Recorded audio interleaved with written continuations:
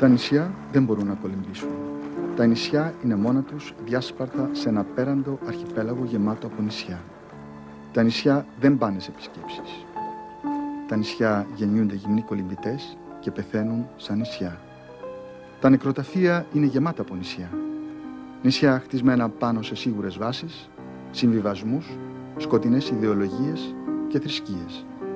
Νησιά στη μοναξιά τους, σίγουρα πάνω στις βάσεις τους. Τούτη τη σιγουριά της ύπαρξής του θέλει να αφήσει το μοναχικό νησί να ξαναγίνει ο γυμνός κολυμβητής, αρχίζοντας από την αρχή ξανά τη ζωή του.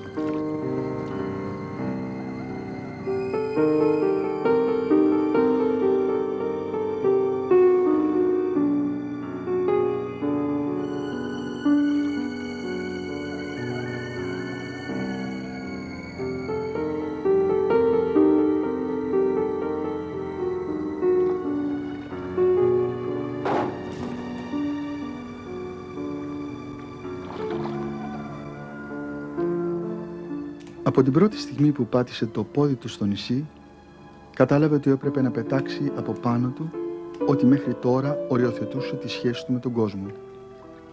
Στον κόσμο που άφησε, λέξεις όπως φιλοξενία, εμπιστοσύνη και ευθύτητα έχουν ήδη αρχίσει να χάνουν τη σημασία τους. Η προγραμματισμένη ζωή της πόλης δεν αφήνει περιθώρια για αυθορμητισμούς. Αισθάνονταν ότι εδώ είναι τα πράγματα διαφορετικά. Σε τούτο το ταξίδι θέλει να πλουτίσει τη ζωή του με τις εμπειρίες που δίνουν οι εμπειρίες των συνανθρώπων του. Να ακούσει τις διηγήσεις τους, να πιει κρασί μαζί τους. Αποφάσισε να κρατήσει ημερολόγιο.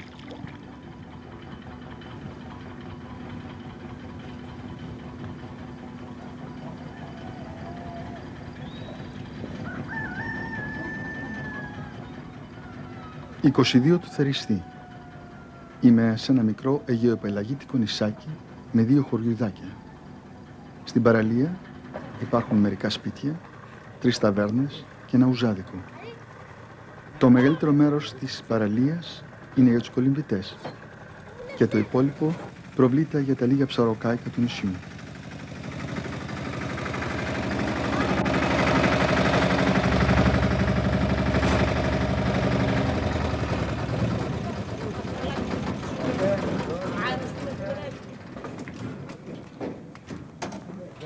Έχει μένουν φιλικιά, ωραία.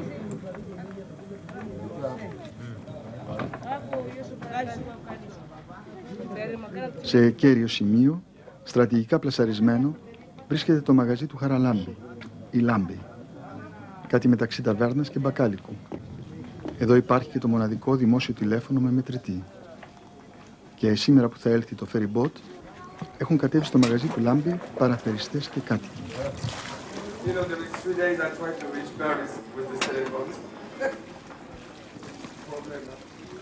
Στο μαγαζί του υπάρχει ό,τι θέλεις. Τρόφιμα, αναψυκτικά, φρούτα, παγωτά, ασπιρίνες και μια κουζίνα για μεζέδες. Τούτη τη στιγμή μάλιστα είναι μέσα και ένας στρεσαρισμένος Γάλλος τουρίστας με το φορητό κομπιουτεράκι του. Διαμαρτύρεται ψηλόφωνα, με το δίκιο του πρέπει να ομολογήσω, για τα χάλια του τηλεφώνου. 3 μέρες προσπαθώ να πιάσω Παρίσι από αυτό το τηλέφωνο χωρίς να το κατορθώνω και κανένας δεν βοηθάει. Ο Λάμπης θέλει να δείξει κατανόηση, ο Γάλλος Γιούπης ζητάει κατσαβίδι και εγώ παρακαλάω το Λάμπη να πάω μαζί του στη γύρα που θα πάει να πουλήσει τα καρπούζια του. Φωσφανάρι, τούτο το νησί δεν είναι κατάλληλο για παραθεριστές με κομπιουτεράκια.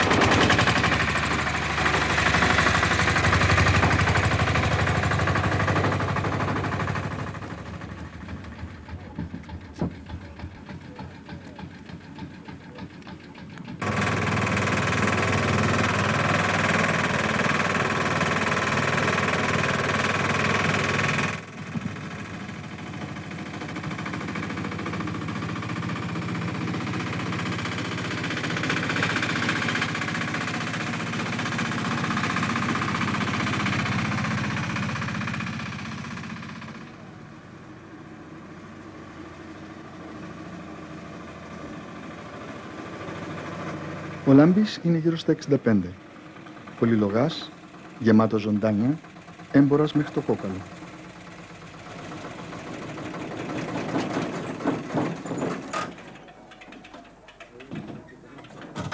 Ο Λάμπης είναι ο ένας και μοναδικός στο νησί. Κάθε μέρα, τώρα το καλοκαίρι, γυρνάει με το τρίκυκλό του από χωριό σε χωριό. Λίγοι οι κάτοικοι, μικρά τα χωριά, μεγάλες οι τιμές του ρέκτη επιχειρηματία Λάμπη. Και από ό,τι κατάλαβα, οι διαμαρτυρίες μάλλον ανύπαρκτες. Και η όρεξή του για χρήμα ατελείωτη. Ειδικά εχθές έφερα, μου στείλανε 56 και θα φύγει και έχω πουλήσει προς το παρόν 22. Τα άλλα φύγανε όλα για πέταμα. Το μάτι έφαγε το μοσχάρι. Και αν είμαστε αναγκασμένοι λοιπόν, να βάλουμε καμιά δραχή παραπάνω για να ανακαλύψουμε. Αλλά πού να καλύψουμε, δεν καλύπτομαστε. Δύσκολα, πολύ δύσκολα. Διότι είναι φτωχός ο κόσμος, δεν έχει. Τι είναι εδώ, τι αυτοί εδώ πέρα που τα λέμε δεν μπορούν να πάρουν το ψωμί. Πόσο μάλλον τα φρούτα. Πόσο μάλλον τα φρούτα. Που είναι μικρός ο τόπος. Τι να κάνουν να ζήσουμε. Κτηνοτροφία τώρα στα τελευταία χρόνια έσβησε κι αυτή. Και δεν έχει καμιά δουλειά. Η θάλασσα και αυτή φτώχεψε. Τι να κάνει ο κόσμος.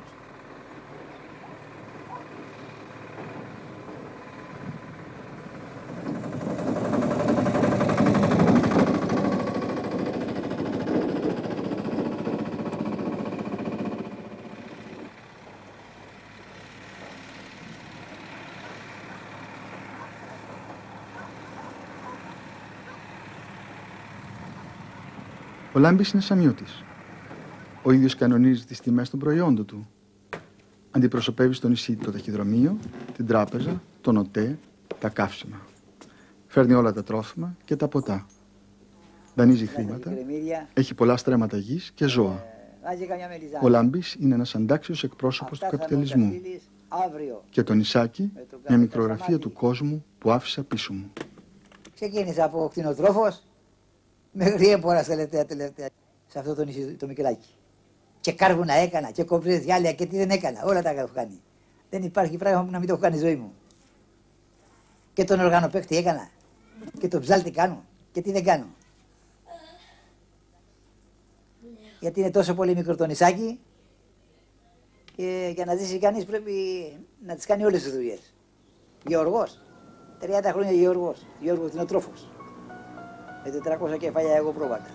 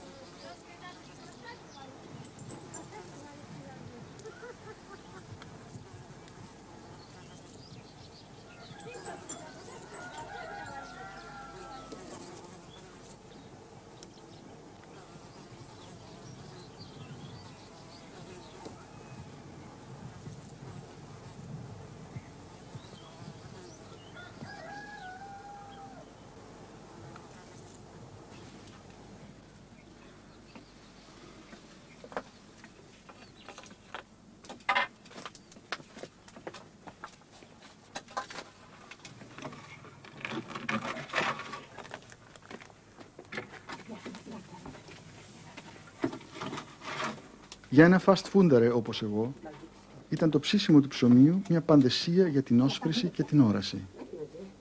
Αλλά θέαμα ασυνήθιστο, ακόμη και για το νησί. Ένα θέαμα που ευωδιάζει, μα που σπάνια ζυμώνεται.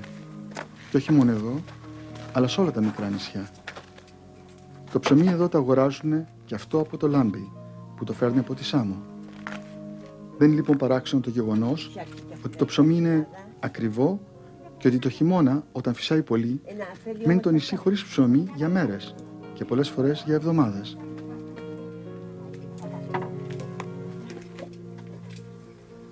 Το ταξίδι του τον έμαθε ότι οι δύο έννοιες χρόνος και χρονομέτρηση είναι έννοιες που αφορούν τον κόσμο που άφησε και μεταφράζονται σε χρήμα και κατά αποκοπή εργασία.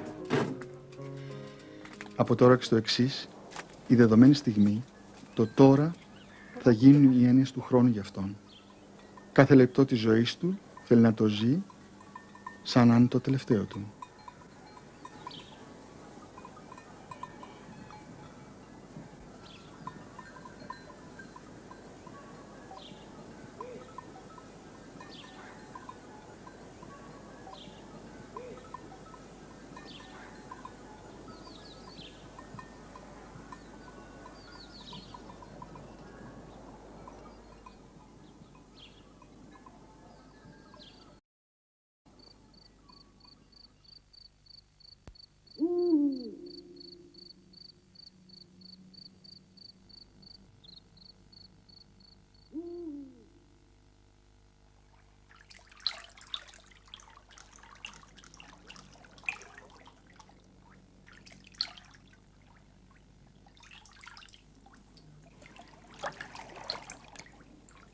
Σήμερα το πρωί συνάντησα τον γέρο παπά στην παραλία. 85 χρόνων και πατέρα 10 παιδιών. Ήθελα να τον ρωτήσω για τον παππού του, που ήταν και ο πρώτος που κατοίκησε το νησί τον περασμένο αιώνα. Μα από ό,τι είδα, ήταν απασχολημένος με το μπάνιο του και το περιβάλλον του.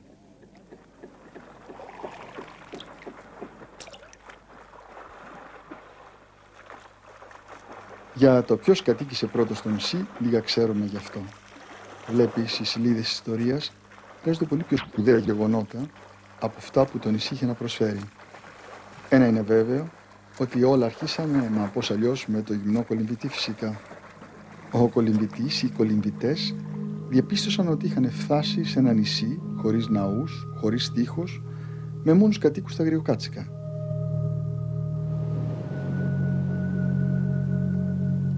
Στο μικρό νησάκι έβρεχε πολύ το χειμώνα, τόπος βροχερός. Οι ταξιδιώτες είχαν έλθει από την Ελληνική Μίλητο.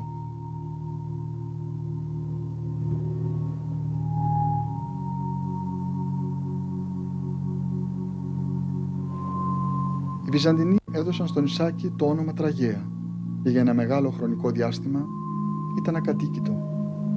Μέχρι τον περασμένο αιώνα, το μοιραίο 1821, που ο παππούς του γέρο παπά, που ζούσε στην Πάτμο, αποφάσισε να μετικήσει εδώ.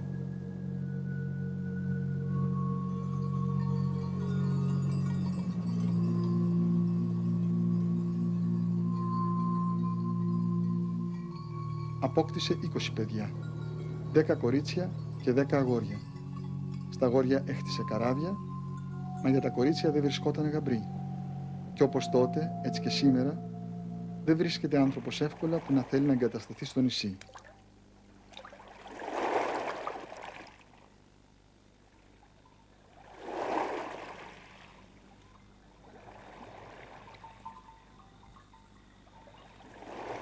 Της μοίρας ήταν γραμμένο ένα από τα εγγόνια του, ο κολυμβών γεροπαπάς, να είναι αυτός που έψωσε τον ηγούμενο της Μονής της Πάτμου να επιτρέψει το γάμο ανάμεσα σε ξαδέρφια. Αυτό βοήθησε στην αρχή και κράτησε τον κόσμο εδώ. Μα παρόλα αυτά, σήμερα σπάνια θα βρεθεί κάποιος που να θέλει να μετικήσει στο νησί. Μα ούτε και η ιστορία έδωσε ένα όνομα στο νησί. Σε πολλούς χάρτες αναφέρεται σαν Γαϊδουρονήσι, αλλά οι κάτοικοι του το λένε σήμερα Αγαθονήσι.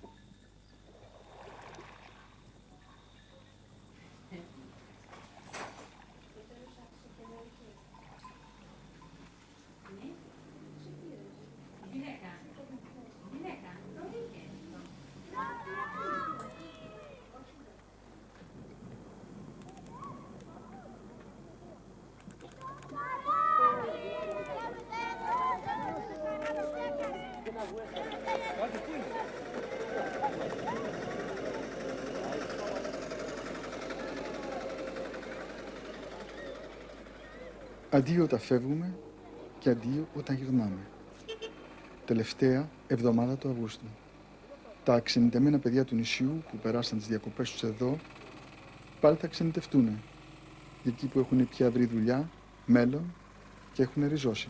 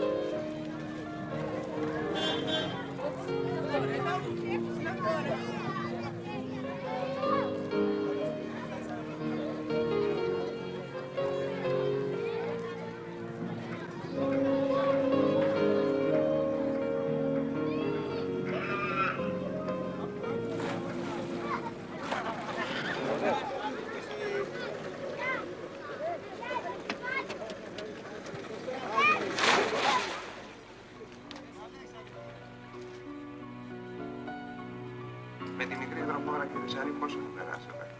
Θέλω να το ξεκαθαρίσουμε. Εμείς δίνουμε στο 80% της περιοχής της όλης ύμης 2 ώρες νερό την εβδομάδα. 2 ώρες νερό την εβδομάδα και καταφέραμε εξαρτώντας όλα τα... Ποτέ δεν του πέρασε από το μυαλό ότι μπορεί κάποια στιγμή να του λείψει το νερό. Κι όμως τα νέα τον ανησυχούν. Υπάρχει νερό για 1-2 μέρες το πολύ ακόμη. Σκέφτεται τη φυγή.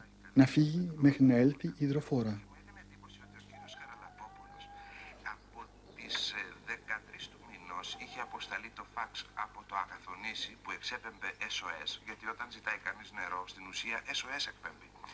Και δεν είχε λάβει γνώση μέχρι χθες 24 του μηνός και φτάσαμε πλέον στην κατάντια, γιατί για κατάντια πρόκειται, κύριε Σαρή, όταν ο νομάρχης περιμένει να ενημερωθεί από ένα ραδιοφωνικό σταθμό, αν είναι δυνατόν. Εντάξει κύριε Ρούσο, ευχαριστώ. Μα ξαφνικά του ήρθε σκέψη ότι η έλλειψη αλληλεγγύης και η αποφυγή κάθε ευθύνης είναι γνωρίσματα της λεγόμενης λογικής που πάντα καθόριζε τις πράξεις του στον κόσμο που άφησε. Θα έμενε λοιπόν. Ποια ήταν η αιτία που αργούσε η υδροφόρα? Θα τη μάθαινε από τον κοινοτάρχη του νησιού, τον Σάβα. Πιο σύντομα δεν υπάρχει νερό στα γόνα. Ο Σάβας είναι γύρω στα 45. Πρώην εργολάβος και τώρα κοινοτάρχης. Η εξήγηση που μου έδωσε ο Σάβας για την αργοπορία της υδροφόρας είναι απλή. Ο εφοπλιστής, γνωρίζοντας ότι η αντλία του νησιού είναι παλιά και χρειάζεται χρόνο αρκετό για να αδειάσει τις δεξαμενές του πλοίου, με διάφορες αιτιολογίες αποφεύγει να στείλει το δεξαμενόπλοιο.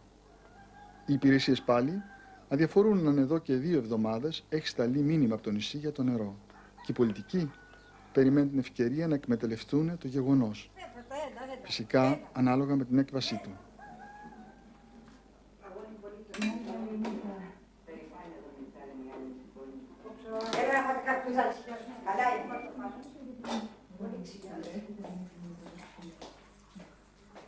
Η Μαρούσο που επιμένει να φάμε καρπούζι είναι από την Πάτμο. Στα 20 της την πάντρεψε ο πατέρας της.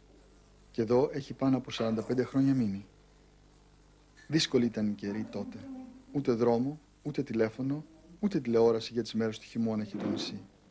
5 γιους γέννησε η Μαρούσο. Και όλοι τους ξενιτεμένοι και 4 από αυτούς παντρεμένοι. Και δρόμους, και τηλέφωνο, και τηλεόραση έχει τώρα το νησί και η Μαρούσο. Και 45 χρόνια σε έναν ξένο τόπο είναι χρόνος αρκετός να τον κάνεις δικό σου και να ξεχάσεις δάκρυα ανενικά και δύσκολες μέρες.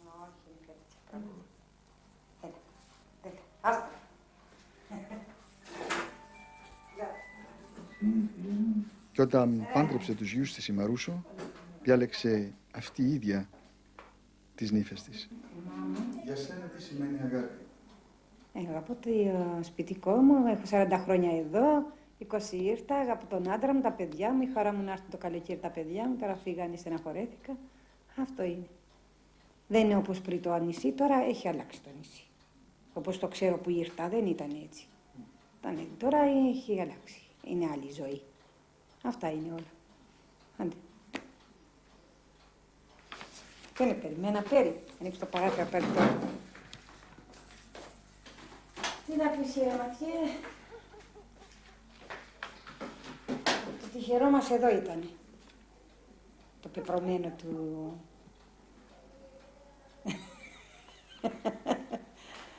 Άντε, καλά είναι.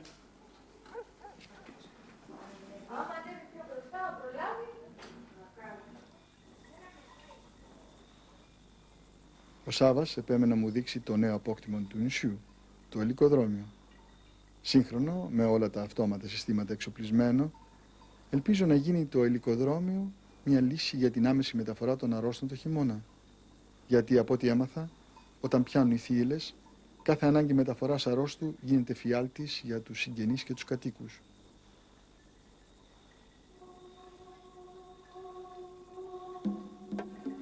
Ναι, η Τουρκία, όπως βλέπουμε, είναι ανατολικά. Πιάνει αυτή, όπως βλέπουμε μπροστά μας, η περιοχή από εκεί, πάνω και πάει και ενταμώνει ο κάβος της Τουρκίας με τη Σάμο. Ενώνονται εκεί. Απέχει κάπου 2 μίλια η Σάμο από την Τουρκία. Είναι αυτή η περιοχή εδώ πέρα, όλη που φαίνεται μπροστά μας, είναι όλη η Τουρκία.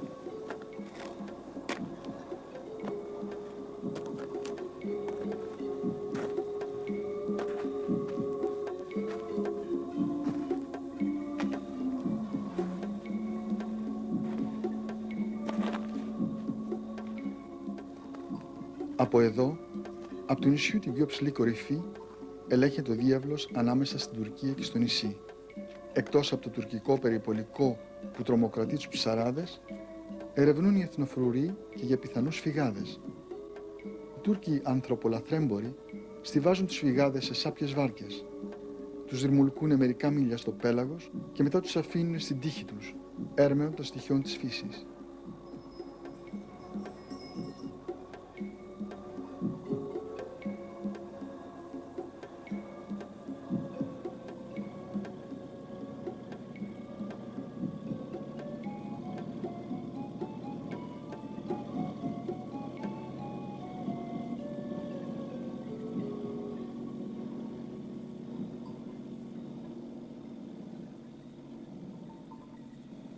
Σήμερα έμαθα ότι ήλθε ο γιατρός, ένα νέο παιδί που για 1 χρόνο διάλεξε να κάνει το αγροτικό του εδώ, σε αυτό το βράχο. Ένας ταξιδιώτης της εποχής μας που δεν βιάζεται και βλέπει το επάγγελμά του σαν λειτουργήμα και όχι σαν φακελάκι. Όταν μπήκα μέσα στον υγειονομικό σταθμό, η Κωνσταντίνα, η κοπέλα του γιατρού, φρεσκάριζε με μπογιά τα έπιπλα του ιατρείου. Η Κωνσταντίνα ζει και εργάζεται στον Πειραιά. Σε μερικές μέρες θα πρέπει όμως να πει αντίο στο γιατρό, στην αγάπη και στην έλλειψη του νερού, που άρχισε να γίνεται ήδη αισθητή και στο ιατρείο.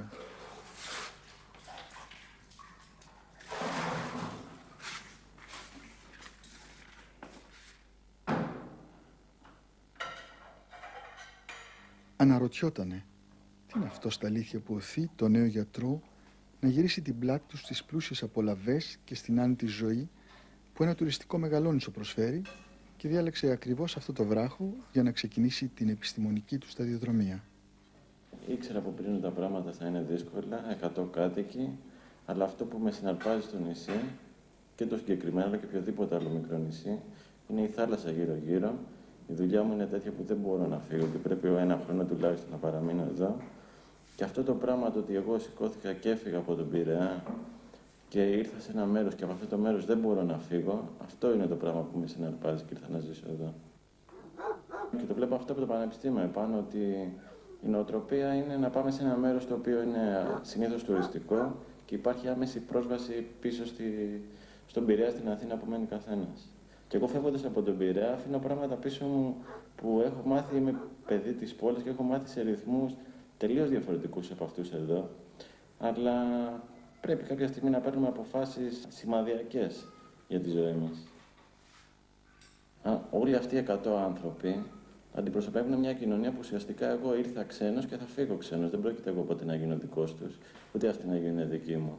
Αλλά και μόνο αυτή η επαφή μας είναι εκπληκτική και κορυφαία.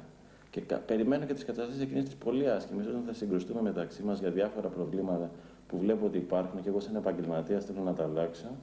Αλλά και αυτές τις συγκρούσεις τις περιμένω με χαρά για να δω πώς θα τα φέρω σε πέρας και πώς θα είναι αυτοί απέναντί μου.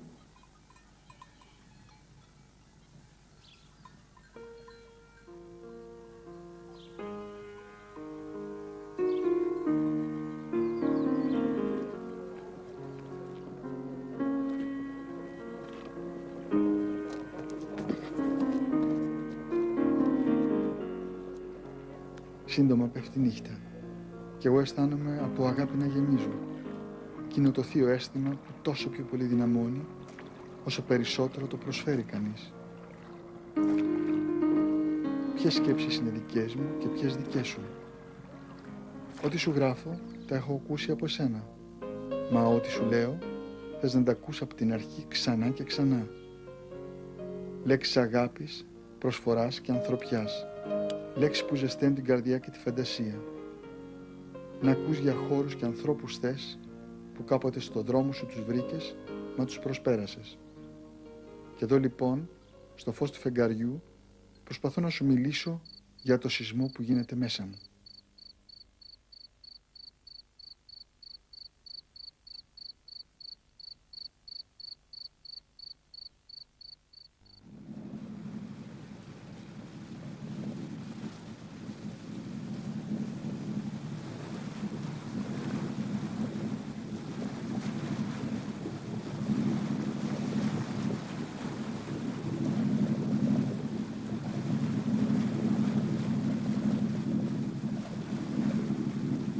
Βγήκαμε από το λιμάνι με τον άνεμο στην πρίμη μας. Με ένα ταλαιπωρημένο καΐκι και ένα αγουροξυπνημένο ψαρά το Λευτέρι που απογοητευμένος παραπονιόταν για την ερωμένη του. «Τη μισώ», μου είπε. Μου τα παίρνει όλα και μου δίνει ψίχολα πίσω. Μίλαγε επικραμμένος για τη θάλασσα, την αντροχωρίστρα που όλοι φοβούνται μα και λατρεύουνε. Την ερωμένη του ναυτικού και του ψαρά που ζητάει πίστη και αφοσίωση, μα τόσο τσιγκουνεύεται στα δώρα της. Εγώ είμαι από το νησί, είμαι παντρεμένος στην Κάλυμνο. Από την Κάλυμνο έχω φύγει γιατί δεν υπάρχει ψάρι εκεί κοντά. Αν δεν είμαι στο νησί πρέπει να πάω κάπου αλλού εκτός από το νησί. Κάσο, Κάρπαθο, ξέρω εγώ, Αστυπάλαια που υπάρχει λίγο ψάρι. Εκεί κοντά δεν υπάρχει τίποτα. Είπαμε ότι όλοι οι ψαράδες είμαστε μακριά από τα σπίτια μας χειμώνα καλοκαίρι.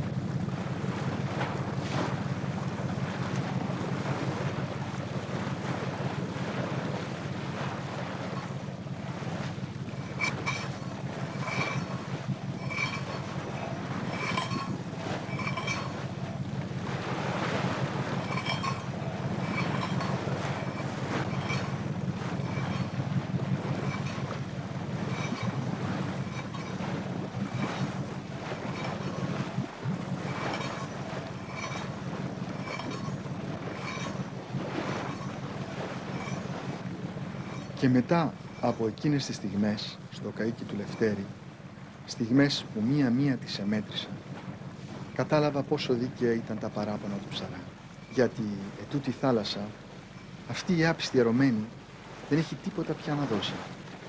Χρόνια τώρα τη ληστεύουν και την καταστρέφουν οι ανεμότρατες, τα γρηγροί, οι δυναμίτες, τα λίματα και τα μολυσμένα χημικά απόβλητα και όλες οι κυβερνήσεις που για χάρη της ψηφοθυρίας δεν πήρανε ποτέ μέτρα αποτελεσματικά ενάντια σε τούτες τις πληγές.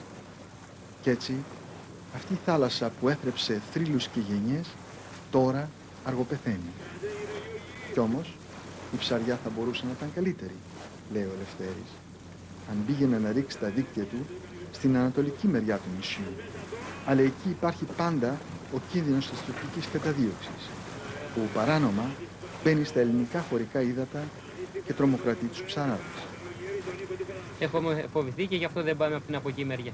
Δεν σου λέω, εντάξει, έκανες παραβίαση, ήσουν μέσα στα δικά τους νερά να σε πάρουν 100.000 φορές. Αλλά να είσαι μέσα στα δικά μας νερά, να είμαστε 2 μίλια από τη στεριά μας και να σου κάνουν επίθεση, αυτό είναι απαράδεκτο. Κι όπως μπαίνα στο λιμάνι, είδα ραγμένη την προστασία του Λευτέρη, την τορπιλάκα του που περιπολεί στα ελληνικά νησιά. Στα μάτια του ψαράδια έκανε τη χαρά για τη συνάντηση, μα ο ίδιος θα προτιμούσε να ήταν αραγμένη εκεί η υδροφόρα.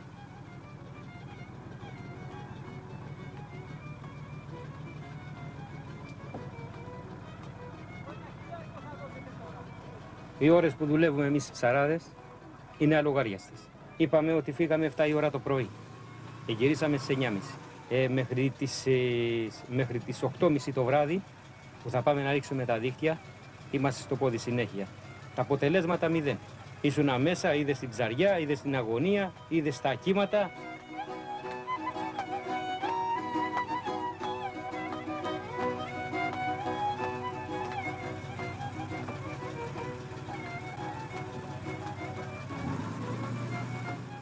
Αλλά δεν μπορώ να χορέψω τώρα. Στα νιάτα μου έπινα, εχόρευα, τραγουδούσα. Τώρα όμως δεν μπορώ. Έχω τώρα τα παιχνίδια, αλλά δεν μπορούσα να σηκωθώ να χορέψω. Πόσο χρονών είσαι? 91 χρονών.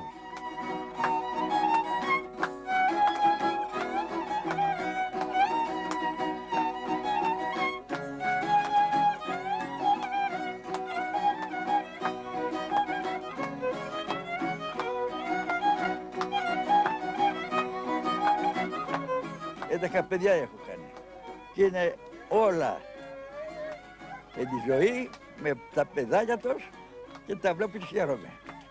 Άλλα είναι στην Αθήνα, άλλα στην Πάτμο και είναι μονάχα ένας εδώ, ο πρόεδρος, ο Σάββας. Αυτόν έχω μονάχα εδώ πέρα. Έχω 33 εγγόνια και 11 δισάγωνα.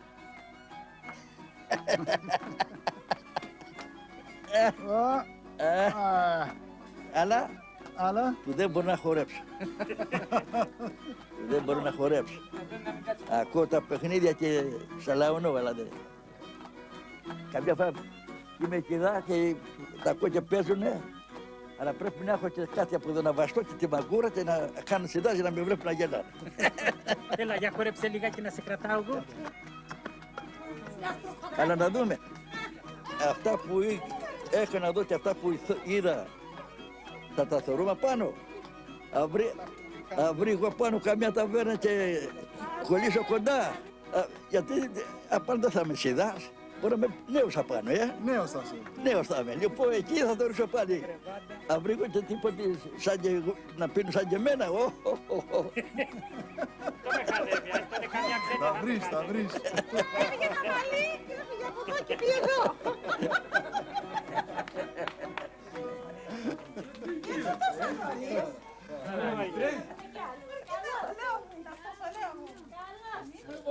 Τι κάνεις? Καλά είσαι? Εσύ? Περιμένω την αυτή την τελευταία μέρα. Αμύγδαλα φυλάς, Έλα. Τι γίνεται? Καλά. Τι κάνεις? Να σου δώσω κάτι. Να σου δώσω όσα θέλεις. Πού τα οικονομισές? Είμαι άφησε να δώσω χαλιές. Σαν καλές. Εδώ βρήκα ευκαιρία να φορέσω, δεν μπορώ. Ο Κονταδόρος!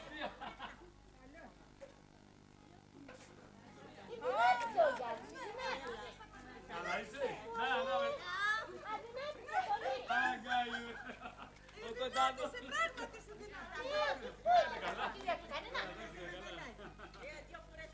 Εδώ και μέρες ζω σε ένα νησί μαζί με μια χούφτα ανθρώπους. Το νερό τελειώνει, η υδροφόρα αργεί να έλθει. Ο κόσμος φεύγει. Αυτοί που μένουν νιώθουν τον κίνδυνο να πλησιάζει. Ο κόσμος τους χάνεται στη μαύρη τρύπα που την ονομάζουμε εξέλιξη. Αλλά αυτοί αντιδρούνε. Αντιδρούνε στη μοναξιά με την καθημερινή επαφή.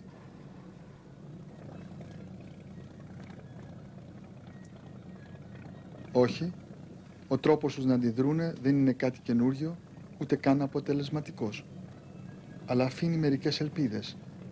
Γιατί και ο δικός μου κόσμος χάνεται, στην ανάλωση και στην πνευματική μιζέρια. Εμείς όμως θα φύγουμε χωρίς βιολί και καλοσύνη, χωρίς καν ελπίδες για μια ουράνια ταβέρνα. Και αντί καλημέρα στο συνάνθρωπο, θα λέμε καλημέρα στο κομπιούτερ.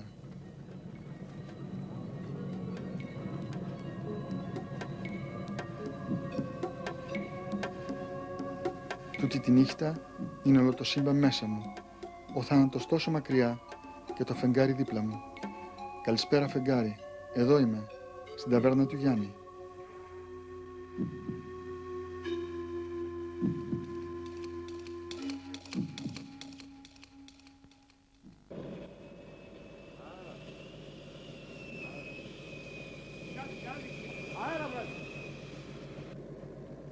Επιτέλους ήλθε η υδροφόρα. Ο εφοπλιστής και οι τοπικοί βουλευτές αποφάσισαν να σώσουν το νησί από τη δίψα.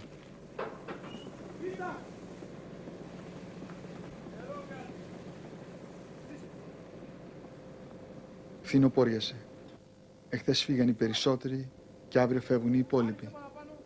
Στο μεγάλο χωριό με περιμένει μαρουδιό.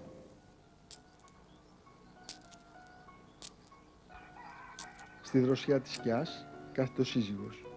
Έξω από το καφενείο της υπάρχει ένα μικρό βάθρο χωρίς το όνομα ήρωα, Αγίου ή πολιτικού.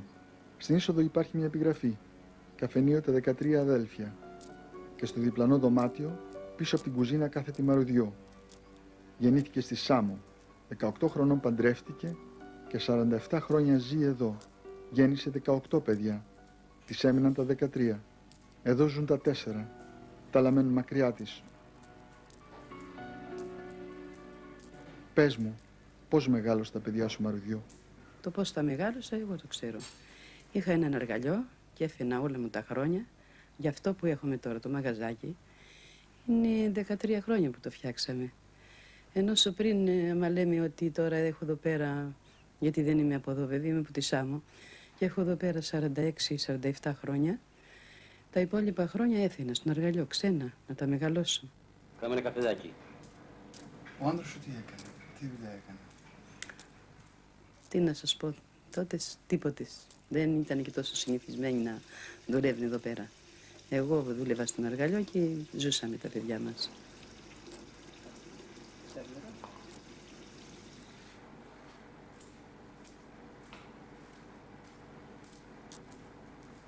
Εάν ποτέ σου δινόταν ευκαιρία να φύγεις από το νησί, γενικά να άρχισες κάτι καινούριο, θα το έκανες όταν ήσουν πιο νέα? Όχι. Λυπόμουν τα παιδιά μου. Πολλές φορές αποφάσισα και πήγα στη μητέρα μου και το μετάνιωνα και γύριζα πίσω πάλι. Δεν το έκανα, τα λυπόμουν τα παιδιά μου. Έπαιρνα 2 μαζί, άφηνα 5-6 πίσω και αναγκάζομαι πια και γύριζα πίσω. Δεν το έκανα τέτοιο πράγμα. Δηλαδή έζησες όλη τη ζωή για τα παιδιά σου? Για τα παιδιά μου, βέβαια. Για τα παιδιά μου. Στο φαγητό τους τα παιδιά δεν τους βάζαμε χώρια στα πιάτα. Τα βάζαμε πάνω σε ένα μικρό τραπεζάκι, βάζαμε μια καραβάνα, τα διάζαμε όλο το φαγητό μέσα. Πιάνανε τα παιδιά η κουτάλια, η πυρώνη, ξέρω εγώ, και όποιος προλάβαινε όσο μπορούσε έτρωγε. Στο σπίτι ένα το δωμάτιο. Τους έστρωνα στη γη και πέφτανε από τη μία άκρη στην άλλη. Ούτε κρεβάτια είχαμε, ούτε τίποτε. Τα στρώματά μας με τα άχυρα τα είχαν φτιάξει όλοι εδώ πέρα όμως. Όλοι ήταν γενικά, τώρα είχαν εξέλιξει ο κόσμος. Εμείς πρώτα είχαν τα πράγματα πολύ δύσκολα. Ποτήρια δεν είχαμε. Τα κουτάκια του γαλάτου που διάζαμε, τους τάχαμε τα τσαρουλάκια των παιδιών, τους κάναμε το ζεστό τους και το πίναμε. Γιατί έκανες τόσο παιδιά? Κοίταξε, ο δάσκαλος έχει 9 παιδιά. Ήρθα εγώ στην εποχή που παντρεύτηκε ο δάσκαλος. Ο παπάς δεν ξέρω εκείνος στους 11 ή δεν ξέρω πώς έγινε. Εμείς εδώ πέρα πηγαίναμε όσα μας δώσει ο Θεός. Να μην κουλεστούμε όσα μας δώσει ο Θεός. Στήριξε τα μάτια του στα κουρασμένα χέρια της που είχαν πιάσει ξανά τη δουλειά του στην κουζίνα. Χέρια που 47 χρόνια τώρα μόνο δίνουν, μα δεν ζήτησαν τίποτα ποτέ τους. Πριν τη συνάντηση, αναρωτιότανε σε ποιον ήταν το μικρό βάθρο αφιερωμένο. Τώρα γνωρίζει, θα πρέπει να είναι αφιερωμένο στην ίδια τη ζωή, την άγνωστη γυναίκα, τη θυγατέρα, τη μάνα, τη γιαγιά. Το ημερολόγιο μου γέμισε. Οι εμπειρίες που ζω, του ταξιδιού τα δώρα είναι. Στα ίδια μάτια βλέπει κανείς το γέλιο και το δάκρυ. Η μέρα είναι σύντομα στο τέλος της. Του χωρισμού τα λόγια ψιθύρι στα αυτιά μου. Θα πάω να πω αντίο στο γέρο δάσκαλο, τον αυτοδίδακτο της γνώσης αγωνιστή, που από όλους πιο καλά ήξερε ότι στα σκλαβωμένα χρόνια το πιο σπουδαίο όπλο ήταν η γνώση. Υπηρέτησα ως δημοδιδάσκαλος στο μονοθέσιο Δημοτικό Σχολείο Αγαθονησίου από το 1932 έως το 1937 και από το 1944 έως το 1971. Εν όλο 37 χρόνια και 2-3 μήνες. Το 1950 είχαμε 47 μαθητές στο σχολείο. Το σχολείο ήταν μονοθέσιο. Επίσης δεν είχαμε σχολείο για να κάνουμε μάθημα. Πολλές φορές κάναμε κάτω από τα δέντρα το καλοκαίρι, μέσα σε παλιά κτίσματα το χειμώνα, χωρίς θρανία, χωρίς τίποτε. Το 1940 χτίσαμε το μικρό σχολείο με τη βοήθεια των πτωχών κατοίκων εδώ και το 1954 μας δώσανε χρήματα στη σχολική εφορία και εγώ ο ίδιος πάλι έκτισα το σχολείο αυτό το σημερινό που υπάρχει. Σήμερα είναι μόνο 3 μαθητές στο σχολείο. Σχεδόν όλα τα παιδιά ήταν συγγενικά, ήταν και τα δικά μου παιδιά στο σχολείο. Και όχι, εργαζόμουν με φιλότιμο να πούμε και πολλά παιδιά προόδεψαν από το νησί μας εδώ.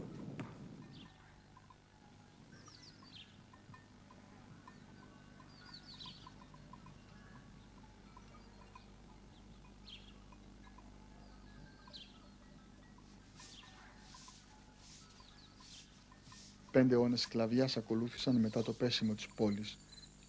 Τα Δωδεκάνησα έμειναν κάτω από την τουρκική κατοχή μέχρι το 1912, όταν η Ιταλία ήλθε σε σύγκρουση με την Τουρκία για την κατοχή της Κυρεναϊκής και κατέλαβε τα Δωδεκάνησα. Το 1932 το μοναστήρι της Πάτμου διορίζει τον δάσκαλο να μάθει τα παιδιά του νησιού τη γλώσσα τους. 5 χρόνια αργότερα η φασιστική Ιταλία απαγορεύει την ελληνική γλώσσα και απολύει το δάσκαλο.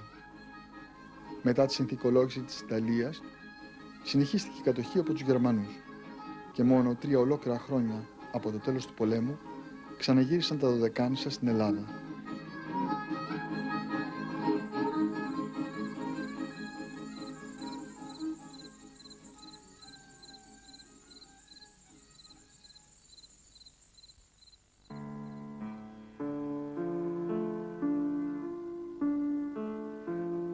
Πάνω σε αυτό το βράχο, την Ιετούσα, περίεργος και πεινασμένος για νέες εμπειρίες, σαν ανήσυχη ψυχή, περιπλανήθηκε. Τις μέρες του τις πέρναγε ανθρώπους συναντώντας, ιστορίες ακούγοντας, πίνοντας κρασί μαζί τους. Τα βράδια λογάριζε τη σοδειά της μέρας, συμπλήρωνε το ημερολόγιό του και άφηνε το φως της σελήνης του θαμπώνει τις αισθήσεις. Το καθήκον του ήταν η αναζήτηση, το ψάξιμο, η ταύτισή του με το περιβάλλον και τον κόσμο του. Κάθε αντίο είναι αρχή ενός νέου ταξιδιού και κάθε συνάντηση στο δρόμο απόδειξη ότι δεν είναι μόνος.